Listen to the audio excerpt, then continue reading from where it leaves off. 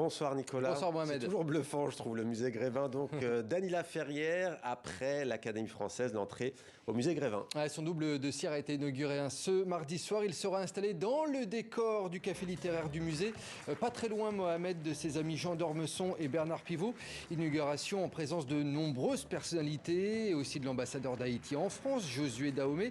Dany Laferrière, Mohamed, qui d'ailleurs, je le signale, publie ce jeudi son nouveau livre qui s'appelle 7 grenades dans la main du jeune nègre, est-elle une arme ou un fruit? C'est aux éditions Zulma, donc voilà, ça sort ce jeudi. Donc voilà donc pour Dany Laferrière. Nicolas, on ouvre à présent une page cinéma avec hier soir la 29e cérémonie des trophées du film français à Paris. Trophée qui récompense les champions du box-office, Mohamed, et les meilleures entrées dans les salles françaises. Et vous le voyez, il y avait du beau monde lors de cette cérémonie à laquelle on a assisté avec Camille Ballan hier. Et grande gagnante de la soirée, Mohamed, eh bien, c'est la réalisatrice française Audrey Diwan, dont on parle beaucoup actuellement. Elle a été sacrée personnalité de l'année 2021. Son film, L'événement, a également été primé lors de cette cérémonie. Film qui traite du sujet de l'avortement dans la France des années 60, un film poignant et qui avait déjà obtenu un Lion d'Or à Venise. Il est en lice d'ailleurs pour les Césars. Regardez, écoutez. C'est une histoire d'argent? Non, c'est pas ça. Alors c'est quoi?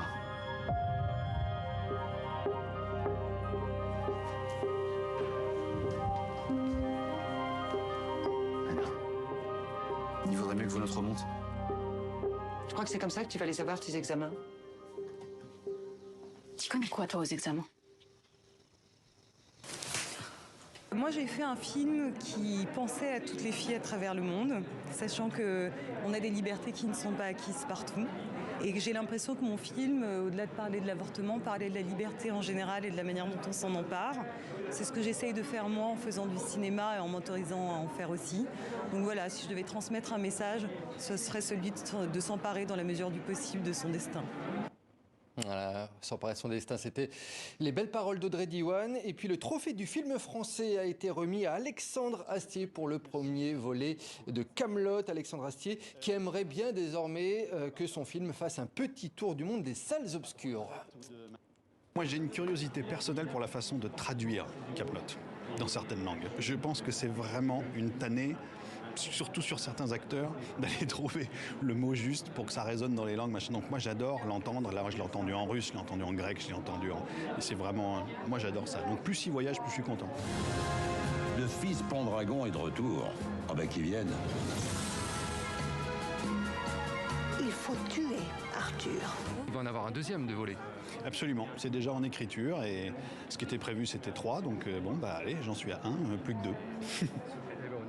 Et puis un trophée d'honneur a été remis également aux frères Dardenne, Mohamed, les frères Dardenne, Jean-Pierre et Luc, hommage donc de toute la profession, les frères Dardenne forcément heureux et émus.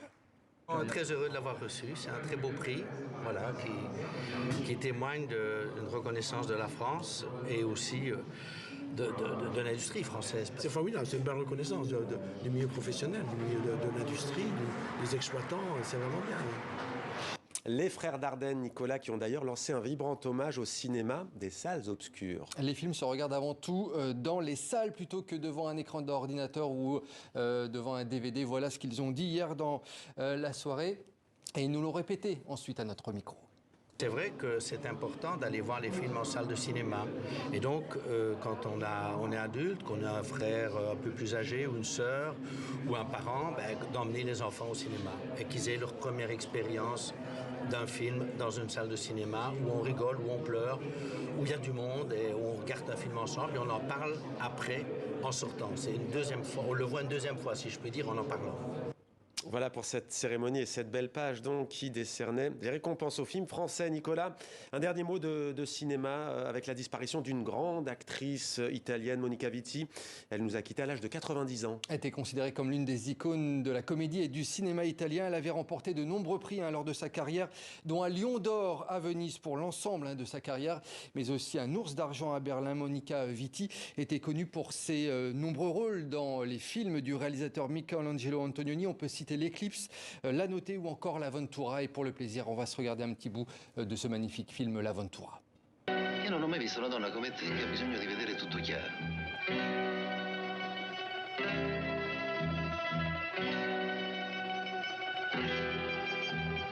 Io vorrei essere lucida. Vorrei avere le idee veramente chiare. E invece... Voilà, Nicolas, ils ont raison les frères Dardenne, parce qu'un tel film, par exemple, vaut mieux le voir On a envie de le voir au cinéma et pas à la maison. Pas sur son ordi à la maison. Exactement. Merci beaucoup, Nicolas, pour cette culture.